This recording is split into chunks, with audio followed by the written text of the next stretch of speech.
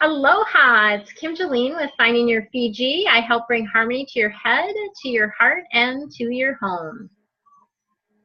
And I'm Dr. Cara Gubbins of the Animal Wisdom Circle, and I'm here to help you connect with animals, nature, and spirit. Beautiful. So our topic today is really fun. I'm super excited. We are going to talk about everyday intuition. And this is just how we use our intuition or our intuitive gifts on an everyday basis, like in our normal life. And I think it's going to be really, really helpful and beneficial to all of you because it will give you a lot of ideas about how you too can tap into your intuition. And I think I have to start, like, I'm thinking about, a day in the life, right? Like, yeah. How do I use my intuition every day? And all of a sudden the wheels are turning, and I start my day by walking my dogs in the park. And so they're off leash and we're walking in the trees and we go by a creek and I hear the birds and, sometimes I see other animals and everything. And that's where I get my downloads, right? So that's my intuition right there, is I get that right brain kind of just letting things float around thinking kind of time. And that is my best time for letting things gel or seeing connections between things or making plans in my business or making plans in my, regular daily personal life. Mm-hmm. But my intuition starts, I think, with that walk in the morning. Nice. That's like my first tool of the day. Yeah. So my first tool of the day is meditation. So I typically, when I wake up in the morning, I typically do at least an 11-minute meditation. And it's after that meditation that I often get guidance about what my day is going to be about, like what I need to focus on or what I need to do. Sometimes I get woken up in the middle of the night, so I might get woken up at like 3:30 in the morning or 4 in the morning or whatever, and they have information that they want to give me right then, right? So thanks, guys. Yes, yeah, exactly. It's handy to have paper and pen by your bedside table so that you can write down or get the information that they're wanting to relay to you, and then often you can go back to sleep, or you can just even ask, like, what is it that you're trying to communicate with me? Why'd you wake me up? Essentially, right? Yeah. Like, and if they're doing that a lot, you can actually ask them, say, hey, I really need to get some sleep tonight, so we need to take a break from this download stuff and take a break from it. But that's how I start with meditation. I also do walk in nature, and as you can see, I usually sit outside for breakfast every morning, and just getting that sort of energy from the plants and animals around me too helps me feel more centered, and also helps me open as well. Mm-hmm. Both really good points. Like, I think that's the key for noticing intuition, is being centered and grounded in yourself and being open and receptive to what shows up. Just being aware. Yeah. Having awareness. Yeah, exactly. So one of the things that I do when I'm driving is I actually usually ask 50 angels to surround me when I drive. I used to do this with my boys when they were learning to drive. Not my older son so much, because I wasn't as tapped in when he started. I hadn't rediscovered my gifts then. But when my younger son, I would literally ask 50 angels to surround him every time he got in the car, and and that would create that buffer, that space. So that's one thing I do. But I also notice the license plates. So angels, because have such a strong connection with angels, they communicate with us a lot through numbers. So even when I was driving with a friend yesterday, we saw a license plate that was 111. If there's somebody that's driving slow in front of you, I always look at the license plate number, and I have Doreen Virtue has an app. There's also a book, Angel Numbers 101. I like the app because it's easy on your phone to just look up the number when you're not driving, obviously, or have a friend do it if you've got somebody with you, and just look up the number to see what the message is. So I get a lot of messages as I'm driving from numbers. So if somebody's driving slow or they cut you off or whatever, don't get upset. Be like, oh, what's the message, right? Sometimes you'll see it on a sign, or you might see like a road sign or something that draws your attention, and it draws your attention because maybe it has your initials on it, or maybe it has like a word. Lots of times there's license plates create like a word, even if it's not meant to be a word, it'll create kind of a word or something that, draws your attention. It's that attention grabbing kind of thing, right? And I think it's what it makes you think of. right? Like you look at that sign or you look at that license plate and it may not be intended to say horse, but it makes you think of a horse. And so that's the intuitive information there for you. It's not that there's absolute, it's like, it's an internal thing of what does that do for you? Yes. Yeah. And we all have our own little book of signs. Like different things mean different things for different people. Right? So right. you know, what might mean like for a friend of mine, a butterfly means that's his mom coming in, right? For me, my mom is like dimes, you know, like dimes or pennies. Or there's a certain song. There's a song that I heard after she passed away. And whenever I hear that song, I think of her. I heard it the other day and I haven't heard it in a really long time. I heard it when I was driving. I was just like, oh, just, you know, it's that thing. So what it means to you is what's most important. Right. And I think, you know, when I think of everyday intuition also, I think of how am I using it? I pay attention to my body. That's my main intuitive guidance system. Mm-hmm. So a lot of people will pull a card or do something else, but I just go, how do I feel about that? Does that feel strong in my body? Does that feel weak in my body? And 90% of the time, that's enough guidance for me.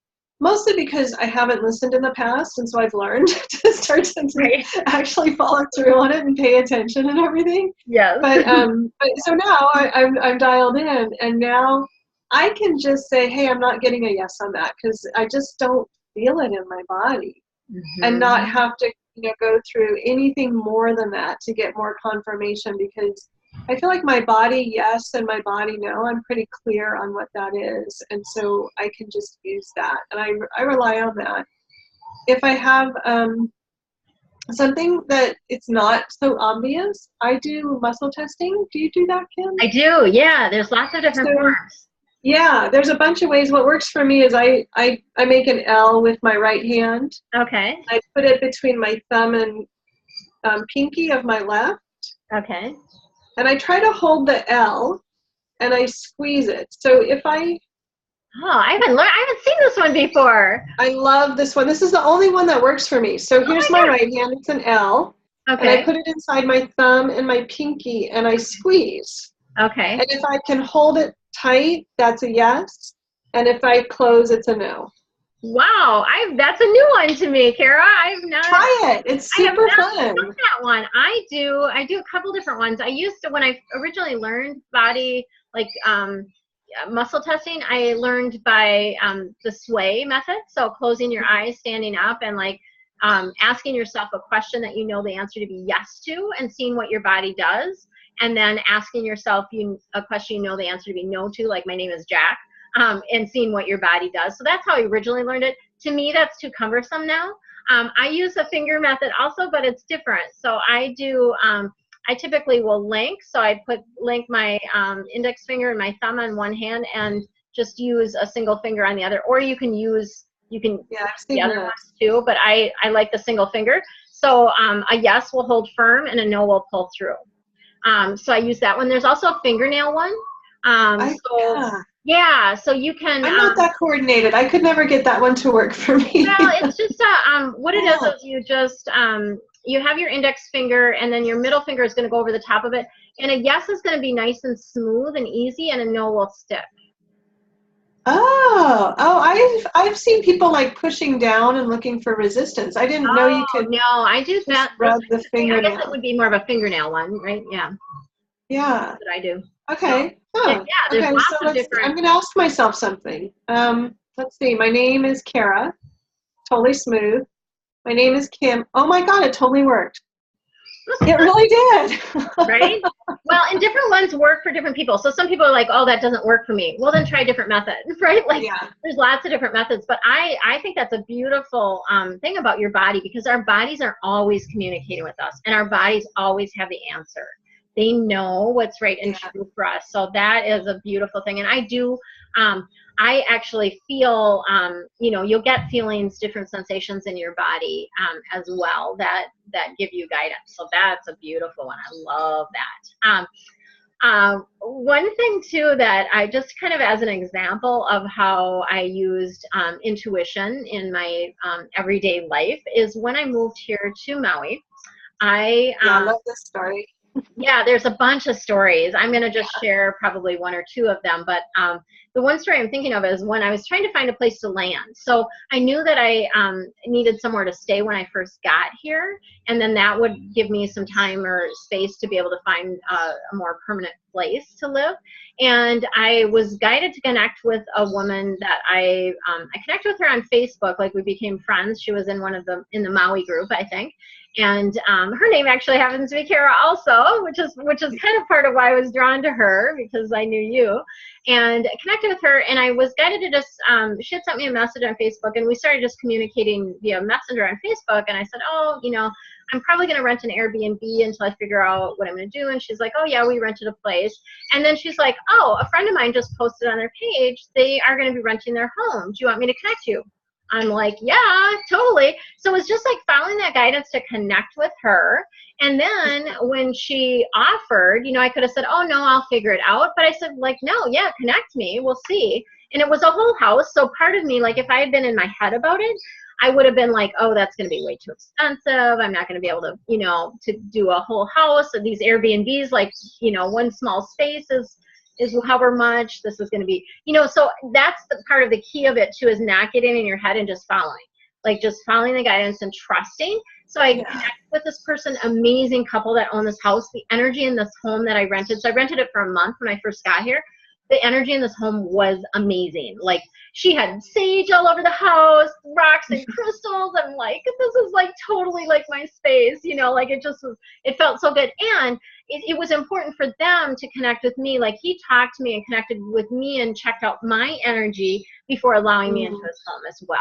So it kind of went both ways there. Like, it just felt like a very strong connection. And then they ended up renting me their car, for a couple of weeks while I was there. I mean, so just that type of thing. When you follow, it was easy. Like, I didn't have to go searching a bunch of different places. It just landed in my lap, like, literally. Well, and I love what you said, because you said two things that I think are so important. One, you took that first step, right? Like, you didn't know that's what it was going to lead to. You just knew you wanted to connect with her. Yes. Yeah.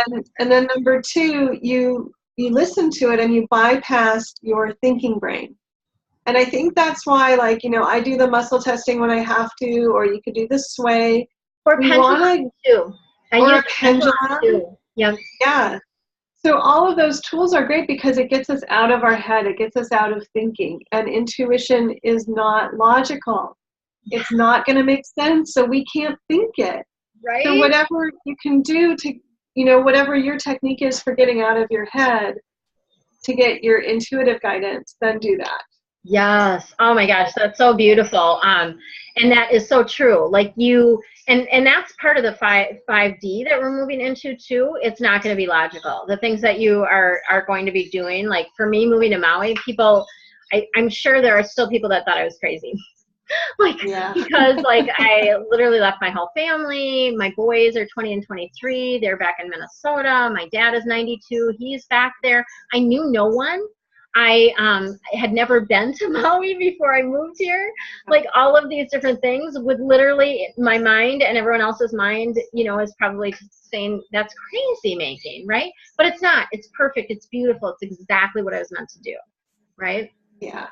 And what better way to bring home the message of that's everyday intuition. It was every day doing that thing that felt like it was the right thing to do. Mm-hmm. And all those little things start to add up to this beautiful, graceful, easy change of your life that has just been so guided and, so effortless in so many ways. Mm-hmm. And actually, I'm getting emotional about it because and that's the thing about here too, is I've had so many tears of joy here, way more tears of joy than sadness here, because it's just oh my gosh, it's just straight magic. My day yesterday was straight magic. It's one of those things and it's interesting when you are with people that also follow their guidance, right?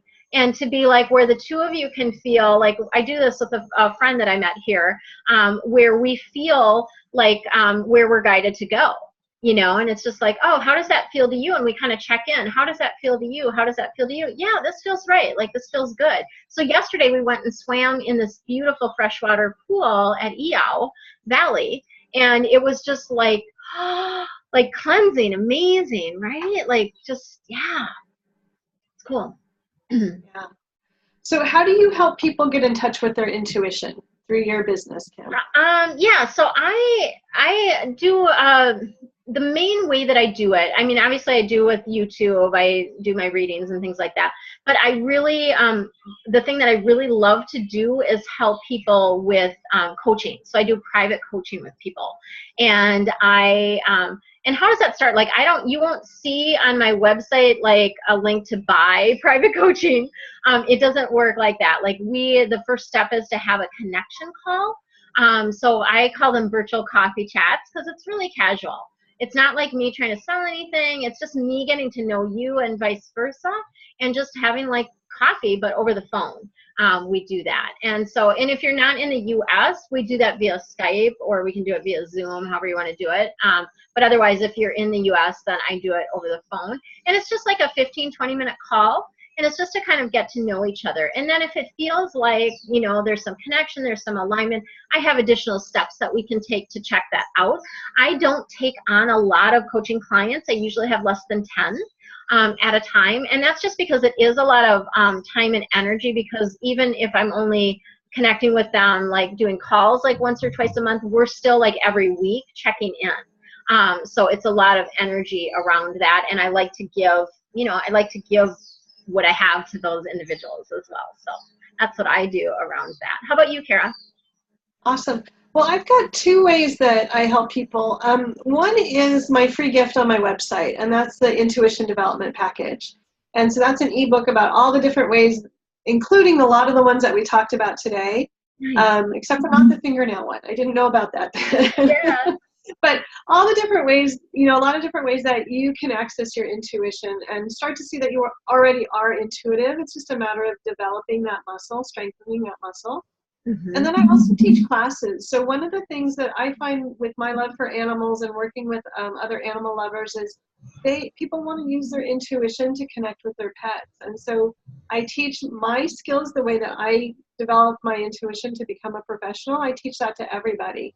And those are my Talk with the Animal classes. And I offer those a couple times each year. And it's just a great foundation for creating the environment within yourself that enhances your natural ability to connect intuitively with intuition in any way, whether it's finding your way when you're lost in a strange city or talking to your gecko, whatever it is, intuition works all the same. So it's going to help you in any intuitive challenge that you have, or any situation where you want to use your intuition. So beautiful. That's what I have to offer. Yeah, that's awesome. So we're going to put links below for all of these, for the virtual coffee chat with me, and for Cara's classes, and also her free gifts. So we'll have those links below. So check that out, and then watch for our next video. We are going to be talking about professional intuition on our next video. So watch for that. For now, aloha. Bye, everybody.